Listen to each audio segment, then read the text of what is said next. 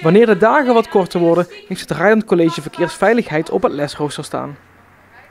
Naast de fietslichtcontroles was er vrijdag ook ander bezoek op de middelbare school. Vandaag is de ANWB-bus hier met het programma Streetwise Next Level.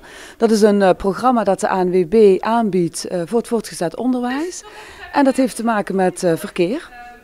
Streetwise is een verkeerseducatieprogramma voor kinderen en jongeren op basisscholen en middelbare scholen. We zijn nu dus bezig met Streetwise Next Level, hier op de middelbare school dus. En dat is voor klas 1, 2 en 3. Bij klas 1 hebben we een interactieve workshop met tablets. En dan doen ze een soort game tegen elkaar over verkeerskennis. En bij klas 2 hebben we hier een bus. En dan leggen we uit over de dode hoek. En ze hebben quizzen waar ze dan een topscore mee kunnen halen. En we hebben scootersimulators.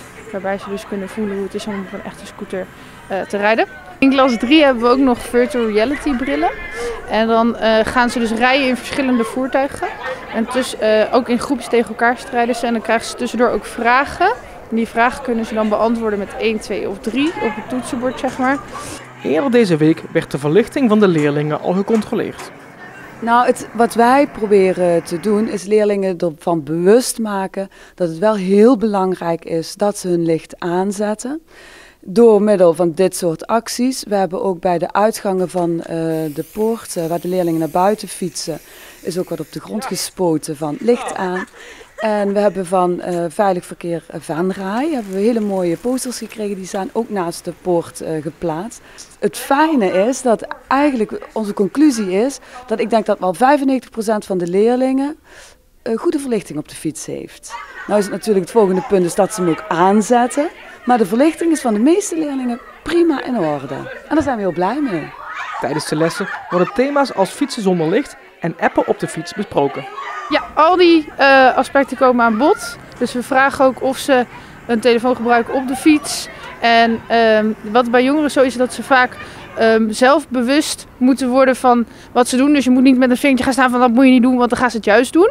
Dus daarom vraag ik ook wat vind je van de wet die in jullie is ingegaan?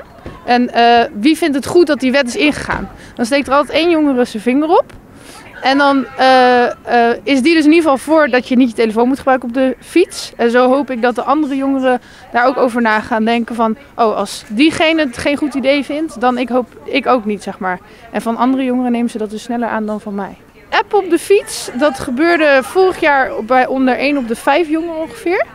En nu weet ik niet precies hoeveel het is, maar ik heb al wel gehoord dat het is gedaald, zeg maar. Dus dat steeds minder mensen appen op de fiets sinds dat die regel is ingegaan.